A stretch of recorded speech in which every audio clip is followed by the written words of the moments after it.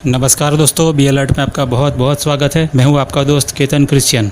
पिछले 6-7 सालों से भारत के यंगस्टर्स में विदेश जाकर पढ़ाई करने का और विदेश में करियर बनाकर सेटल होने का अजीब ट्रेंड चला है। UK, Canada, Australia, US, New Zealand जैसी कंट्रीज में जाकर पढ़ाई करना चाहते हैं, जिसमें कनाडा सबसे हॉट फेवरेट माना जाता है क्योंकि वहाँ की कॉलेजों में इजीली एडमिशन मिल जाता है। हालांकि आजकल स्टूडेंट्स को वीजा मिलना थोड़ा मुश्किल हो गया है, जिसके बहुत सारे कारण है। कोविड के बाद वहाँ रोजगारी की बहुत दिक्कत होने लगी है, महंगाई बहुत ज्यादा बढ़ गई है, कंपटीशन बहुत तगड़ा है। ये सब होने के कारण इंटरनेशनल स्टूडेंट को सरवाइव करना बहुत मुश्किल हो गया है। कनाडा में बहुत सारे इंटरनेशनल स्टूडेंट्स आते हैं, जिसमें 90% गर्ल्स है। इंडिया से जो स्टूडेंट्स कनाडा पढ़ने के लिए जाते हैं, उनमें से सबसे ज्यादा पंजाब से और गुजरात से होते हैं। कुछ चौंकाने वाली रिपोर्ट्स सामने आई है, जिनमें ये बताया गया है कि जो लड़कियां यहाँ काम करने और पढ़ने आती है, वो यहाँ की चकाचौंध देखकर बहक जाती है। लड़कियां यहाँ पर सरवाइव करने के लिए प्रोस्टिट्यूशन रैकेट में फंस जाती है। ये बहुत चिंताजनक बात है, क्योंकि भारत से जब कोई स्टूडेंट्स कनाडा जाता है तो उसे बहुत भारी खर्चा उठाना पड़ता है, जो ज्यादातर पेरेंट्स अफोर्ड नहीं कर पाते। इसीलिए बैंक से लोन लेकर या दूसरों से कर्जा लेकर कनाडा पढ़ने के लिए बच्चों को भेजते हैं और बच्चे वहाँ जाकर ऐसे रैकेट्स में फंस जाते हैं। ऐसे रैकेट्स में से निकलना बहुत मुश्किल होता है। एक बार इसमें फंसने के बाद उसमें से निकल नहीं पाते। आपने भी सुना होगा कि कई बच्चे कनाडा में सुसाइड कर लेते हैं। ये सब कैसे होता है, आइए मैं आपको बताता हूँ।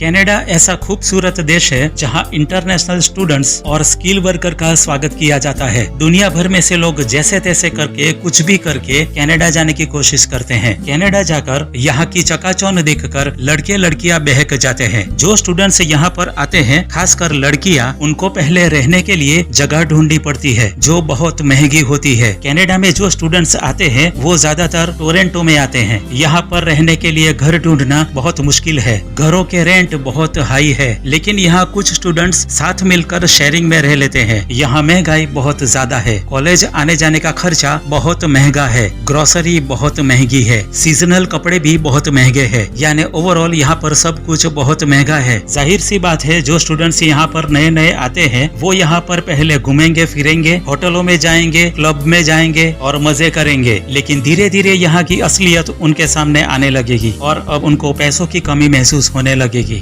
कनाडा में इंटरनेशनल स्टूडेंट को एक हफ्ते के 20 घंटे नौकरी करना अलाउड है, ताकि वो अपने जेब खर्ची निकाल सके। लेकिन इसमें से जो कमाई होती है वो इनफ नहीं है। इंडिया से पेरेंट्स से पैसा नहीं मंगा सकते, क्योंकि पहले से ही इंडिया में लोन चल रही होती है और पेरेंट्स के पास भी इतने पैसे नहीं होते जो हर महीने 50 से 60 हजार रुपया भेज सके। कुछ पेरेंट्स होते हैं जो कुछ हद तक अपने बच्चों को हेल्प करते हैं, लेकिन वो भी कुछ ही महीनों के लिए या कुछ हद तक सीमित होता है। ऐसे हालात में स्टूडेंट्स को सरवाइव करना बहुत मुश्किल हो जाता है। तब ये बच्चे पैसे कमाने के लिए इलीगल तरीके ढूंढते हैं। स्टूडेंट्स कॉलेज जाने से पहले या कॉलेज से आने के बाद कैश जॉब करते हैं, जो उनके लिए इलीगल है, क्योंकि स्टूडेंट्स को वीकेंड में ही काम करना अलाउड है। जहाँ पर ये लोग इलीगल तरीके से काम करते हैं, वहाँ का शॉप ओनर भी उनका शोषण करता है। गवर्नमेंट की तरफ से जो वेजेस तय किया गया है, उससे बहुत कम पैसा कैश जॉब करने वाले को दिया जाता है। ऐसे हालत में बच्चे बेबस हो जाते हैं। कुछ लोग ऐसे होते हैं जो कॉलेज कैंपस में, बस स्टॉप पर, मॉल्स में और धार्मिक संस्थानों पर ऐसी लड़कियों की ताक में बैठे रहते हैं। जो लड़कियां ऐसी परिस्थिति का सामना कर रही होती है, उन्हें अपना शिकार बनाते हैं। ये जो लड़कियों को फंसाने का काम करते हैं वो दलाल होते हैं। इन दलालों को यहाँ पर पिम्प्स कहा जाता है। इन दलालों का जाल ब्रैम्पटन से लेकर ग्रेटर टोरंटो एरिया, जिसे GTA भी कहा जाता है, वहाँ तक फैला है। यहाँ पर इंडियन स्टूडेंट्स की सेक्स ट्रैफिकिंग बहुत बढ़ गई है। चौंकाने वाली बात तो ये है कि इन लड़कियों को फंसाने वाले पिम्प्स इंडो कैनेडियन समुदाय से है, यानी ये लोग मूल रूप से इंडियन है और वहाँ के सिटीजन है। ये पिम्प्स या दलाल अपनी बातों में लड़कियों को फंसाकर उनको ये धंधे में आने के लिए समझाते हैं। कुछ लड़कियां अपनी मर्जी से आती है और कुछ मजबूरी में। इनका कहना है कि लड़कियों को फंसाने के लिए सिर्फ एक रात ही काफी है। अगर लड़की मान गई और किसी के साथ एक रात गुजार ली, तो समझ लो वो लड़की वो दलाल के चक्कर में हमेशा के लिए फंस गई। ये जो पिम्प्स होते हैं वो चुपके से लड़की के वीडियोस बना लेते हैं, उसके फोटोज खींच लेते हैं और इसी के जरिए उनको ब्लैकमेल करके अपनी जाल में फंसाए रखते हैं।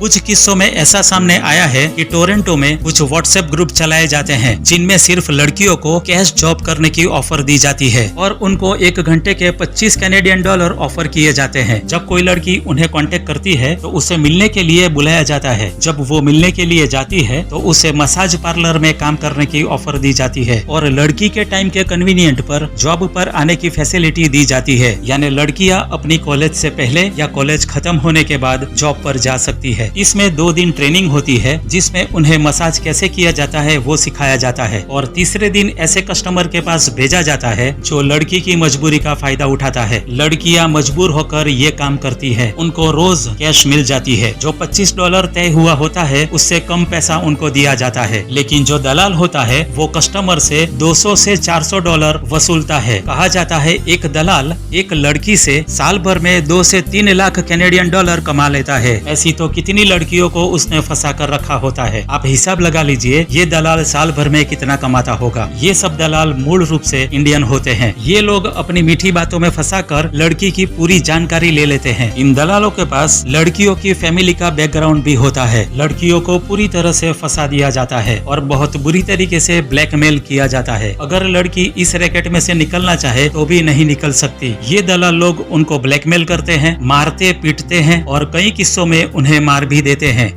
कुछ ऐसी एजेंसियां इंडिया में हैं जो इंडिया से ही लड़कियों को सेक्स ट्रैफिकिंग के लिए ही बेचती है। जो लड़कियां कुछ भी करके विदेश जाना चाहती है, जिन्हें विदेश जाने का कीड़ा होता है, ऐसी लड़कियों को एजेंसी वाले ढूंढते हैं और उन्हें स्टूडेंट वीजा या वर्क परमिट पर कनाडा भेजा जाता है। कनाडा में ऐसी लड़कियों का रहना खाना फ्री होता है। इन लड़कियों को प्रोस्टिट्यूट्स बनाकर पैसे कमाते हैं। कुछ किस्सों में ऐसा होता है कि दलाल सोशल मीडिया के जरिए लड़कियों को फंसाता है, उनसे मीठी मीठी बातें कर उनकी पूरी जानकारी लेता है और लड़कियों को ज्यादा पैसा कमाने की लालच देकर वेश्यावृत्ति में आने के लिए ऑफर करता है। लड़कियों को झूठे सपने दिखाए जाते हैं। कुछ लड़कियां ऐसा सोचती है कि थोड़े पैसे कमाकर इनमें से निकल जाऊंगी, लेकिन अगर एक बार इसमें गए तो निकलना बहुत मुश्किल है। लड़कियों के गंदे वीडियोस और फोटोज के जरिए उनको ब्लैकमेल किया जाता है। लड़कियों के पास आत्मसमर्पण करने के अलावा और कोई चारा नहीं रहता। एक इंडो कैनेडियन महिला जो कि ब्रैम्पटन की है, उसने बताया कि उसकी जान पहचान वाली नर्स ने बताया कि वो हर महीने 10 से 12 इंडियन लड़कियों के अबॉर्शन करती है और ये पहले से बहुत ज्यादा है। एक पंजाबी लड़की ने अपनी कहानी में बताया है कि वो जिस घर में रेंट पर रह रही थी उसका रेंट चुकाने के लिए उसके पास पैसे नहीं थे, तो उसके मकान मालिक ने उसका सेक्सुअल हैरेसमेंट किया। वो लड़की ने खुद सामने आकर ये बात बताई।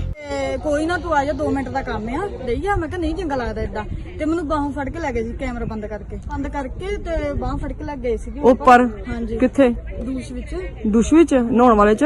ਅੱਛਾ ਹਾਂਜੀ ਉੱਥੇ। ਫੇਰ ਤੇ ਫਿਰ ਕਹਿੰਦੇ ਇਹਨੂੰ ਪਾ। ਮੈਂ ਕਿਹਾ ਨਹੀਂ ਹੈ ਨਾ ਇਦਾਂ। ਮੈਂ ਕਿਹਾ ਮੈਂ ਨਾਰਮਲੀ ਮੈਂ ਨਹੀਂ ਕਰਦੀ ਹੈ ਨਾ ਇਦਾਂ ਦੇ ਕੰਮ। ਅੱਛਾ। ਤੇ ਨਹੀਂ ਕਹਿੰਦੇ ਪਾ ਇਹਨੂੰ ਤੇ ਉਹਨਾਂ ਨੇ ਫਿਰ ਇਦਾਂ ਮੂੰਹ 'ਚ ਪਾਇਆ ਸੀਗਾ। ਅੱਛਾ ਤੂੰ ਮੂੰਹ ਚ ਪਾਇਆ? ਹਾਂਜੀ। ਤੇ ਫਿਰ ਜਦੋਂ ਫਿਰ ਜਿਹੜਾ ਸਪਰਮ ਸੀ ਉਹ ਕਿੱਥੇ ਕੱਢਦੇ ਰਹੇ? ਉਹ ਟਾਇਲਟ ਵਿੱਚ।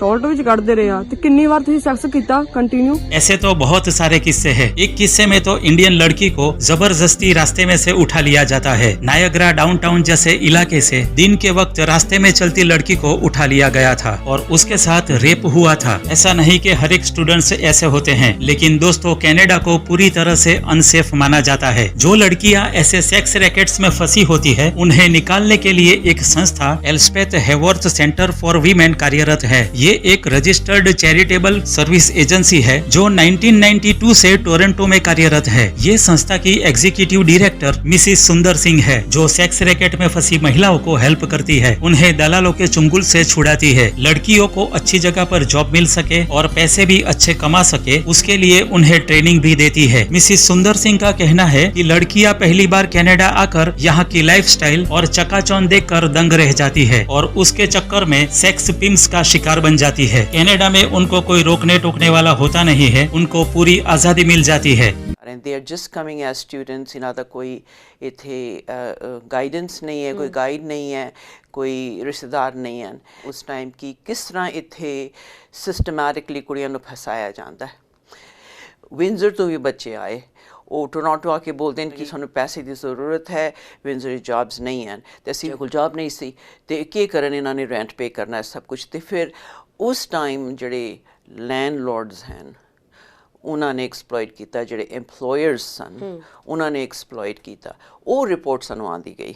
They would ask the girl to give her service, okay, in place of rent, या पैसे कैश देकर, लेकिन पर्सनल इंफॉर्मेशन बिल्कुल किसी तरह की भी नहीं शेयर करनी चाहिए। ऐसा नहीं कि इलीगल काम करने वाले ये इंडियन दलाल कभी पकड़े ही नहीं जाते। पिछले साल ग्रेटर टोरंटो एरिया की 18 साल की एक लड़की के सेक्स ट्रेड के आरोप में ब्रैम्पटन से 3 इंडो कैनेडियन युवकों को गिरफ्तार किया गया था। इंटरनेशनल स्टूडेंट लड़कियां और काम करने वाली महिलाओं को ज्यादातर GTA से ब्रैम्पटन तक के एरिया में से फंसाया जाता है। कुछ महिलाएं अपने घर को चलाने के लिए और अपने शौक पूरे करने के लिए सामने से सेक्स वर्कर बन जाती है। दोस्तों, अपने बच्चों को कनाडा भेजने से पहले 1000 बार सोचे। साल 2023 से कनाडा का क्रेज कम हो गया है, वहाँ से लोग वापस इंडिया आने लगे हैं। कनाडा में कंपटीशन बहुत ज्यादा होने से वहाँ के लोगों को जल्दी नौकरी नहीं मिलती। इंडियन पेरेंट्स को धीरे धीरे अब ये एहसास होने लगा है कि उनके बच्चे वहाँ जाकर क्या करेंगे, कौन सा रास्ता अपनाएंगे। इंडिया में भी बहुत स्कोप है। मैं तो कहता हूँ कनाडा से ज्यादा अच्छा एजुकेशन और कल्चर इंडिया में है। जो लोग अपनी बच्चियों को कनाडा भेजना चाहते हैं वो एक बार फिर से सोच ले। तो दोस्तों, ये तो थी आज की वीडियो। अगर आपको मेरा ये वीडियो अच्छा लगा है तो इसे लाइक कीजिए, अपने फैमिली और फ्रेंड्स के साथ शेयर कीजिए, और अभी तक आपने इस चैनल को सब्सक्राइब नहीं किया तो आपसे विनती है कि अभी आप इसे सब्सक्राइब करें। और मैं अब आपको मिलूंगा अगली वीडियो में। तब तक के लिए प्रेज द लॉर्ड।